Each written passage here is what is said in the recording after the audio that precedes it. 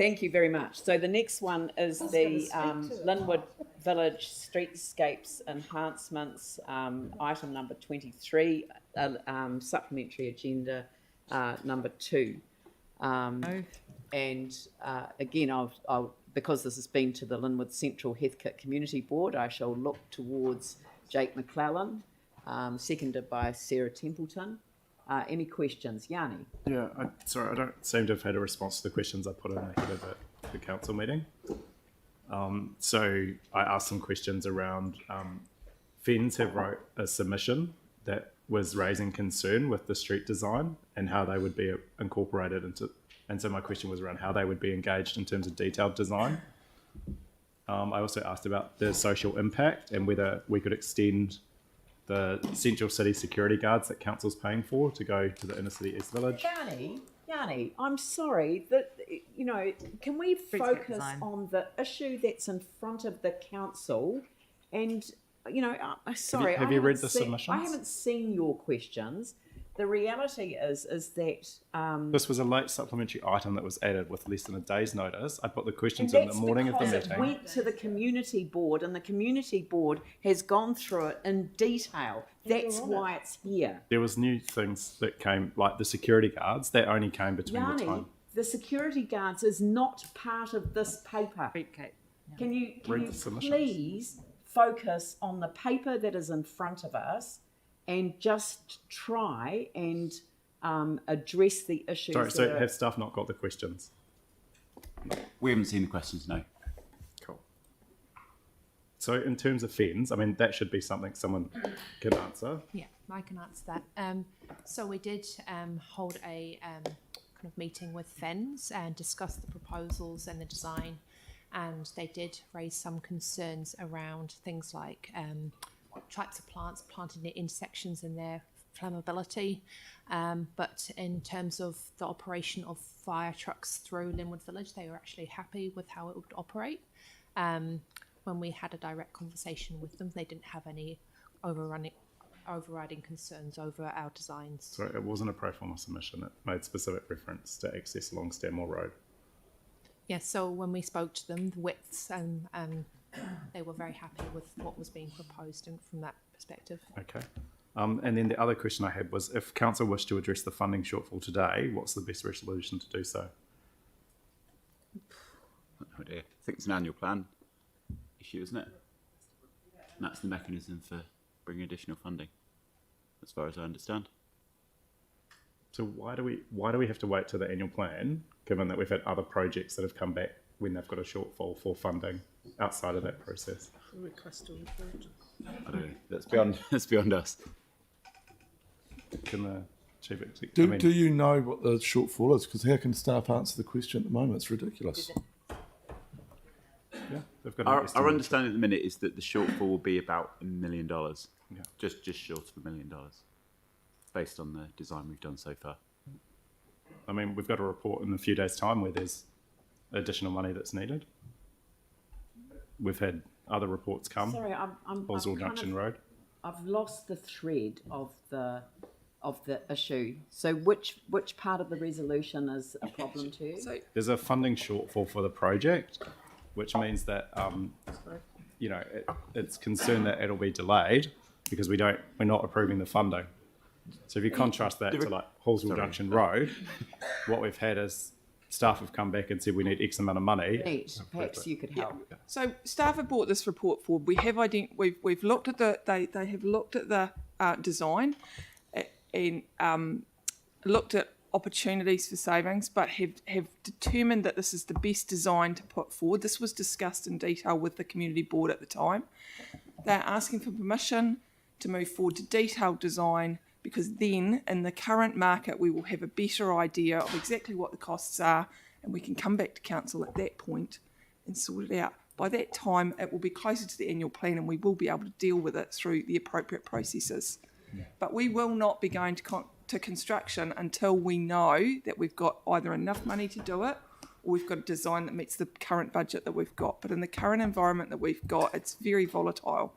So it's quite difficult to know exactly what that is. Our best estimate is that $1 million at the moment. Okay. Phil, Am I correct in that? A little bit short of $1 million, yeah, but it's of that kind of order, yeah. Just one little thing I've noticed in item 3, we probably want to take the speed limit down from 330 kilometres an hour down to 30. We may run into problems. You can do that in your item 3. it does say, it says 30 kilometres an hour on the screen. That's what it says in my agenda. Eh? It's been fixed. Clever staff had picked that up in advance of the meeting, so.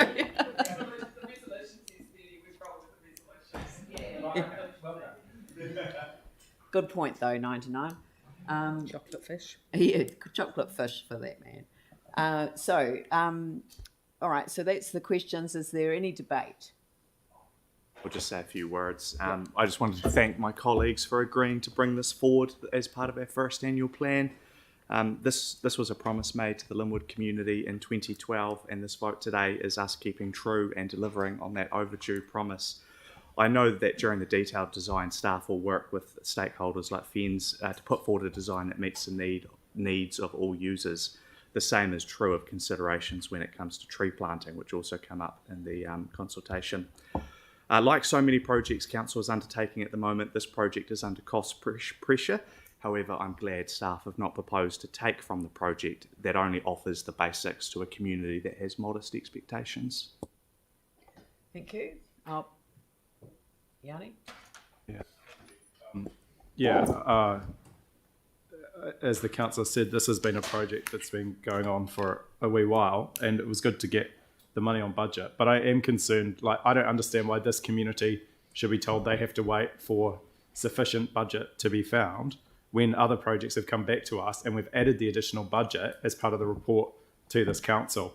But once again, this area is being told they have to wait, and I don't agree with that approach at all. If we know what the shortfall is, the estimated shortfall, then I think it should be incumbent on us today to put that money on budget if we want this project to proceed. Because I can't imagine when it comes back that as part of the annual plan, the longer we leave it, I think the riskier it is that the cost escalates. The other thing is that I would encourage councillors, I hope all councillors have read the submissions. The social issues was the most commented on thing that people raised around this upgrade. And to not be able to put a resolution to extend our central city security patrols that we're funding as a council in partnership with another organisation to look at this area, I think is just incredibly short-sighted. We should actually look at how we can address some of the social impacts in this community, given the overwhelming sense that people have raised through this process, that not just enhancing the street in terms of safety, but actually looking at the community perception and feeling of safety around the antisocial behaviour that's occurring is equally as important and valid. And so I'm really disappointed that I'm unable to move a resolution to address those issues. But I will support this going through today because people also did comment on the fact that they did want this area to be made safer. But there are a number of concerns that people have. And I think as a council, we need to be open to addressing the social cohesion issues that exist in this community. And we need to start looking seriously at the resources that we're putting in towards dealing with those concerns that people are legitimately raising. I'll put Sarah. Thanks. Like Woolston before it, this is going to do wonders for the village centre. And I know that the feedback in the Woolston village is that it's a much more friendly, pedestrian kind of place to be, and that people really like feeling like they're valued now that it's in place. The roadworks were tough at the time. But the same will be for Linwood, and it was really pleasing to see in conversation with some of the business owners in the area that they're actually really looking forward to that too, for the area to be more pedestrian friendly and more welcoming for local residents. Unlike Woolston, which has a large number of cars going through from outside of the area, Linwood is much more of a local shopping area without that through traffic. And so for some businesses to be really proactive in wanting more pedestrian-friendly space, actually at the expense sometimes of some car parks, was really, really pleasing to see, because they know that their local community is a local community that actually often don't even own cars. and for them to be able to feel safe and valued walking to their local shops is a really good advantage. Thanks. Thank you. I'll put that motion. All those in favour say aye. Those opposed say no. That's carried. Thank you.